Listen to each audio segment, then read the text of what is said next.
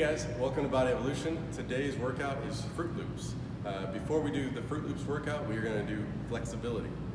Flexibility on the level method, most of them will accompany 2 levels. So if I accomplish brown, that counts for brown 1. What this entails up until black is holding a yogi squat for up to 5 minutes. That's me getting my hips, my hip crease below parallel or below my knees, and holding that position without getting my heels or toes off the ground, staying down there for 5 minutes. The lower levels drop by a minute, so 4 minutes, 3 minutes, 2 minutes, what have you. The other step involved in that flexibility level will be doing a wall squat with a set number of inches away from the wall and a PVC or an empty bar over your head, and you have to do 5 tempo wall squats. Okay? At the black level, as well as the red levels, there will be about 5 movements. One of those involves an overhead squat hold. The overhead squat hold, again, will go up in difficulty based on the level. That's where you would load up a barbell.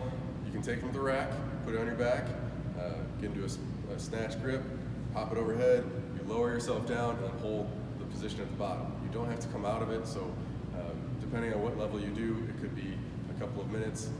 You don't have to stand it up, you can just drop it and then fall over if you want.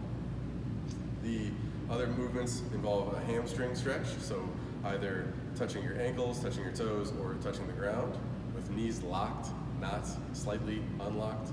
The groin stretch, which is putting your feet together and then measuring between your heel and your crotch. The closer your heels are, the better. The hip stretch, you're putting your hip on top of a box and then measuring the distance from the knee to the box. So I'm not flexible, see how high my knee is? That will be a worse grade than if your knee was close to the box. And then also the scratch test. The scratch test is this guy. It goes from, I think the highest level is touching your hands to within an inch of your hands, then within 2 inches of your hands. And it has to be both ways, okay? Because a lot of us have good scratch tests on one side and not on the other. Then we're going to do a workout that's called Froot Loops.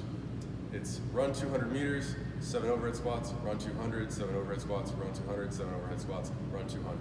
Time.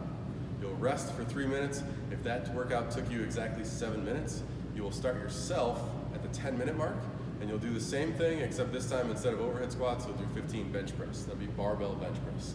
So I'll run 200, 15 barbell bench press, run 200, 15, run 200, 15, run 200, time.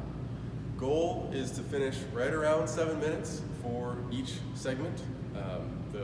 Let's just say you're running 200s at a minute pace, that's 4 minutes, and the 7 overhead squats, that shouldn't take you very long, but even if it takes you a minute, so the movements with the run, each one, if you took a minute, is 7 minutes. The overhead squats, though, should be unbroken. It's 95-65 for RX. You're just gonna pop it up. You can squat snatch it into the first rep if you choose, and then go unbroken, getting hip crease below the knee.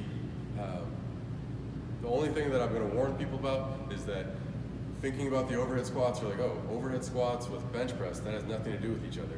It does, because this position, if you'll think about it, is stretching out your pec.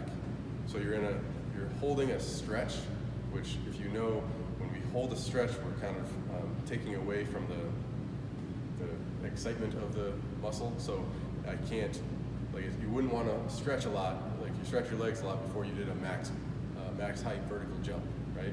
Because you wouldn't be able to jump as high. Same thing with bench press. Now we're stretching this out for a long time, and we're also shoulder stabilizing. Then even after we rest and we go into the bench press, you're gonna feel that fatigue. Even though you didn't technically do anything for the pecs, you will feel it when you're doing the bench press. You'll be like, oh, I have to break this up more than I thought.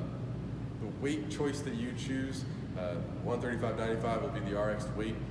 You should be able to go unbroken with that weight, but having the overhead squats and everything, maybe it's best that you do 8-7.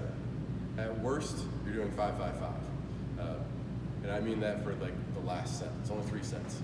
So this is going to be a faster workout. All told, it'll be 23 minutes because we're going to cap each segment at 10 minutes. So it'll be 10 minutes, 3-minute rest, 10 minutes, but it'll more than likely be 18 minutes. So it's a fun one. I have done something like it. So I really liked it. And we've been working on overhead squats and bench press, so I'm hoping that everybody really hits a good number. And we're going to be doing aerobic power intervals on Monday, so I'm trying not to get you too sore for that. Aerobic power intervals are the ones where we do a minute at each station. It's not a lot of people's favorite movements or favorite workout, so that is Friday, and that's our second week of Level Method. Thanks, guys. See you next week.